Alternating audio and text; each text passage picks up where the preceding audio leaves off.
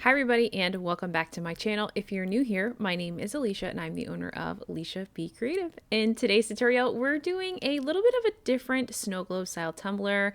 I'll tell you all about it, of course, in today's video, but go ahead and make sure that you like this video, subscribe to my channel. All of the products I use today, of course, will be listed down in the description box, as well as any discount codes that I have for you to save you a little bit of extra crafting money. But let's go ahead and jump right into today's tutorial.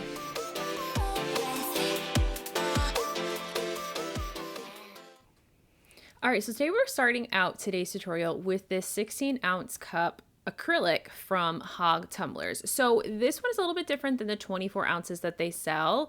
It has like a inner section that you can pull apart. So it's a little bit different than maybe what you're familiar with working with, because it's not like a double-walled cup necessarily, but it kind of is. So the first thing we're going to do is we're going to take off that inner insert and we're going to just tape off this top section here. And we're going to prep this part of the cup. So I am going to paint and glitter this section of the tumbler with a little bit of some shattered glitter that I have in my stash here, and we're going to use that to sort of apply a little bit of some glitter to this section. So sanding process is the same as it is for any of the ways that I prep my tumblers. I just sand that space and section off with a sanding block of any grit. Then we'll clean that and wipe off any debris with a bit of some 91% rubbing alcohol and a paper towel. Then we can take this over to the spray tent. So I am going to use Aromatherapy, which is the purple spray paint color from Color Shot. I love Color Shot spray paint because it does it just dries so quickly, and it's just such a quick and easy way to get your cup spray painted and ready for the next step in the process. So I have this beautiful shattered glitter from a company who sent me some glitter, which I will link down in the description box, and so that you guys can grab these up as well. She sent me some other finer glitters too, which I haven't had the opportunity to use because it's just been so crazy busy lately, but hopefully I'll be able to use those and give you guys a little bit more of a first look at some of those other glitters and colors. So I'm going to be using Tack It to apply the shattered glitter. So instead of doing a full glitter application, I figured that I would just apply this with Tack It, because it allows me then to sort of burnish and rub down that glitter flat. Because if you've ever used a shattered style glitter, it can be a little bit of a cumbersome process to epoxy, because those pieces of glitter, because they're in a regular cut of glitter, don't always like to stay flat at times, and so you always have to do a lot of mushing the glitter down. So I figured applying this Tack It method wise hopefully would cut down on those issues when I go into the epoxying process. Of course, you're going to have one or two glitters, of course, still kind of sticking up after your couple coats of epoxy, but I'd rather only have to sand down just a little bit of pieces and sections before a final coat on the inner portion, instead of the entire cup. Spending my whole time sanding is not my favorite part, of course. So once I've sort of burnished this glitter down after applying this really opal, pretty shattered glitter to this cup, we're going to go right to the turner. Okay, so we're going to apply a coat of epoxy over this and get this inner section of the cup smooth. So of course we're going to be using Flint Sister Supply Shop Fast Cure. In order to get the job done quickly, I have learned that start with your fast sets, get this sort of done super quick, and then of course then go into your final coats for that final sort of coat of epoxy. So we're gonna mix up about 20 mLs of fast set epoxy here. And so I've already warmed up my epoxy. It has been super cold here in New York, so I have been warming up both part A and part B in warm cups of water, just to make it a little bit easier to stir, because this is a thicker viscosity epoxy. And so if you are having trouble sort of stirring that epoxy because it is so thick, I definitely recommend warming your epoxy, which will definitely help and make it easier for you to stir that epoxy. So we're gonna do a nice layer of epoxy here. You'll notice that I'm not going all the way to the bottom where that portion of the cup screws into the other section of the outer section of the cup. I'm just sort of avoiding that, and I'm being careful up at the top rim as well, that I don't get any epoxy under the lip of this, because that is where the cup sort of secures to the outer section. So being mindful, again, this is kind of a unique style cup. I had bought a few of these and they've been sitting in my, my cup closet forever, honestly, and I just haven't taken the leap of just doing them. So there is a little bit of a process to do these, which is different from, of course, doing other cups that are snow globe styles, but I do feel like this is a really rewarding style to work with because you get to decorate the inside and the outside. So once I'm done epoxying, of course, I'm going to do a quick pass of my torch here, pop any bubbles. I did end up having to do about 2 coats in order to get a nice smooth coat of epoxy on this intersection before this was ready for me to work on the rest of the cup.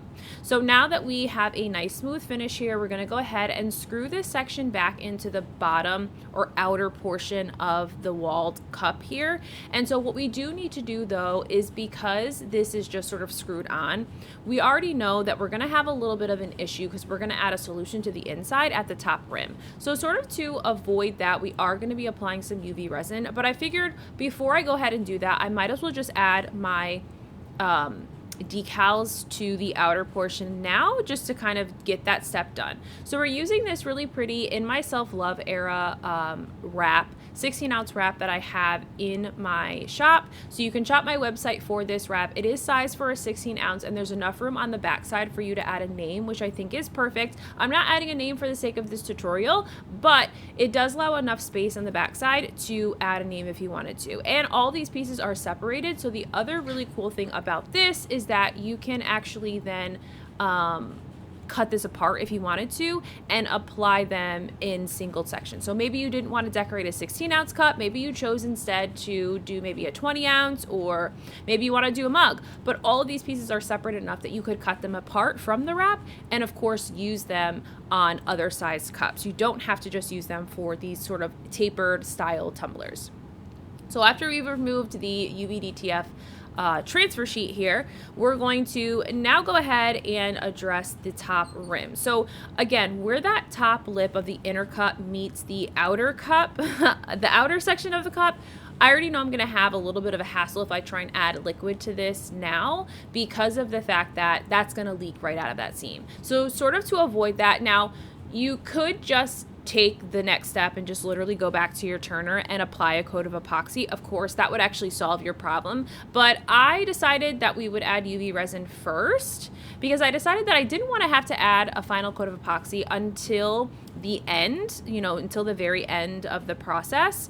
Also because, UV DTF are permanent decals, so technically you don't need to epoxy over them, although I do always epoxy over them for a longer lasting cup life, but it's not necessary. So for someone who maybe does not want to use epoxy for their final coats, like covering the UV DTF decal, I wanted to offer an alternative. So what I'm doing here is I just have like these little lip gloss applicators that I typically use when I'm rhinestoning, and I've just taken some of my UV resin and I've applied it to where that small gap is. Now it's not something that you can really see. You can kind of feel the gap, but you can't necessarily see it, and so I'm just applying enough UV resin in there to make sure that that gap is covered and sealed completely. I did do a few passes just to make sure that it was completely covered before going in to drill my hole. So I am using my hot fix tool to sort of bore out or carve a hole, melt a hole really into the bottom of this cup along the outer edge here.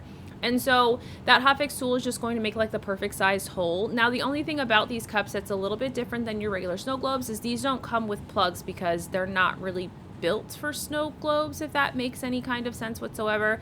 I think these are more used for like, just like the falling glitter look, where you just like a glitter shaker style cup, not necessarily the snow globe style.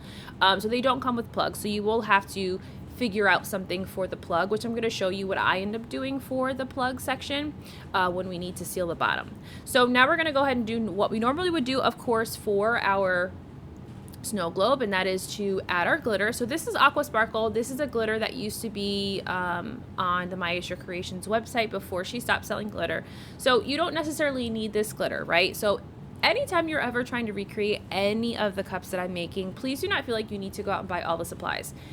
Do I appreciate you going to support the businesses that I absolutely love? Of course, but you can always start with what you already have. So maybe you really love this wrap style or you love this style cup and you happen to have it on hand. Don't feel like you have to go and find Aqua Sparkle, right? Or something similar, right? Pick a color that goes with the wrap color, right? Find something that just complements the wrap that you're going to be adding to your cup. It doesn't need to be something always brand new. I know I'm probably like preaching to the choir here, and I'm like the worst person when it comes to like, my craft my craft supply addiction, so I probably don't have room to talk, but you probably already have something very simple or very similar in your arsenal of glitter already. So start there. So after I've gotten my glitter in there, I did about a half of measuring cup full of glitter into the bottom of the cup. Then I'm going to fill this up with the Magic Flow suspended solution from Two Moms Craft Shack, and I'll link their website down below. And we're going to fill this up almost to the top here and then do a little bit of shaking, of course, to really get our glitter moving and grooving and starting to float around as we wanted to. Now, something I did realize at this point in time is I did have a leak. I sprung a leak at the bottom rim because what I didn't do, and what I am going to tell you to do if you choose to do this cup or make something with a style cup, is I should have done a test. I should have done a little bit of like water or something in the bottom to just see if there was any leaks before moving on to adding the glitter and such. So just make sure you do that check first, because I did have to kind of take my solution out and do the process over of sealing the top rim again, because I didn't have enough UV resin around that edge to begin with. So now we're going to go ahead and seal up the bottom. I did add a little bit more solution until the cup was just about fully full. There's maybe a small bubble or two in there, but really not too much. And it doesn't take as much solution as a typical regular size snow globe in order to fill up this cup. So to secure the bottom, since there is not a plug that is going to fit the bottom of this, I ended up just using a piece of double-sided sticky tape that I have plenty of. I have rolls and rolls of that stuff. I applied that over the hole and cut off the excess. And now what I'm doing is I'm adding UV resin all the way around the bottom edge, right? Because I want to make sure I have a really smooth surface. So I don't want to just cover where the tape is. I want to make sure the entire bottom is covered in that UV resin, even if that is a thin layer, to make sure it is still a flat bottomed cup, okay? So that is what I did to kind of secure up the bottom. I cured it for 120 seconds with my UV lamp, and like, bam, I was done. I didn't have to do anything else. So now that we have this kind of snow globe completely done, it's now time for our final process for the cup. At least I'm going to add a bit of polyacrylic to this because I do like to put a final coat of epoxy over my cups. So I am going to send this off to the turner, get a final coat of Flint Sister Supply Shop Artist Cure on the cup while I am working on my lid. So we're going to take this lid. It did come with a black lid, which totally does not go with the aesthetic of the cup, I didn't believe. So I decided to sand the cup here, or sand the lid, I should say, and we're going to repaint this lid. So I've sanded it now. I'm going to add some painter's tape just to the threads of the cup, the threads of the lid, I should say. That way I can take it over to be spray painted. So the spray paint that I'm going to use, and I'm not going to show you, sorry, but I just ended up using Farmer's Daughter from Color Shot, another one of my favorite colors from Color Shot's spray paint line. Love it. And now I decided that we're going to like paint the top. So I kind of went back and forth if I wanted to go back and add the shards glitter to the top and call it a day, if I wanted to rhinestone the lid, and then I was like, let's just paint the lid and just make it look cute, right? So I'm going to attempt to mimic a daisy on top of this. So like the white flower that is part of the wrap already. So I'm starting with just a yellow Posca pen in the center to make my center circle. We'll dry that so that I don't accidentally pull any of that yellow into the white petals. And I'm going to take a white Posca pen just to help draw out my petal sizes. This is just going to be kind of like the cheat I needed to just make sure that my flower doesn't end up looking lopsided, because I can draw a flower in Procreate because I can use the symmetry feature, but drawing one on like paper or on something, there's always one petal that's a little bit wonky. So I figured if I drew it out first, that it would be a little bit easier to paint and adjust as needed. And so I'm kind of just doing like a rough draft here. And then when I do my paint, it'll allow me to fix any of those errors and mistakes as I'm painting the lid. So now we're just going to take some white paint, acrylic paint, and go ahead and paint over these petals until all the petals are painted. So I do need to do a couple coats of this paint to try and minimize the look of the brush strokes on here. So I did end up doing at least 2 coats of paint. I might even have done 3. I think I did at least 2. But we're going to do at least 2 coats of the paint to ensure that we don't have so much of the pink paint showing through, since this is obviously, it's a little bit hard to paint, you know, white directly on a colored surface. Thankfully, this is pink, so it's not too dark. But, you know, you're going to have to do a couple of coats of that white paint in order to get it to kind of look to look evenly coated on those petaled areas. So once the paint is dry, you know, I sped up the process with my little fan, did my second coat, and then after my second coat, we're going to go in and add a layer of UV resin to the top. This would also be a good opportunity for you to add a little bit of glitter to the top too, maybe a little fine mica powder or something to sort of make your top sparkle as well. I also think this would look super cute, and I had gone back afterwards like, ooh, maybe I should have rhinestoned after I did the flower, and I was like, I'm getting ahead of myself right now. Like, let's just finish the cup. We're taking a lot of time to finish such a simple cup. So I ended up just doing a plain layer of UV resin over the top of this, using my little lip gloss applicator to just spread that all out. And then we will torch the top of this to pop any rogue bubbles that came up while we were sort of spreading this all out, and then we're going to cure it under the lamp. So I cured it, I want to say, for 2 cycles of 120 seconds, I believe, using my UV lamp. And I will link all of the supplies that I use for, you know, my UV resin supplies, all the products for this tutorial in the description box. But here's the final look at the cup. I think it's cute. I think it's a really adorable style cup. Will tell you that, you know, you got to do a little bit of work, right? A little bit of love. Definitely spend a little extra time on that top rim sealing it before you fill it with solution. But I think this turned out cute. You'll have to let me know what you think about it. Definitely let me know in comments what you thought of today's video. And of course, I will see you guys again in the next one. Bye.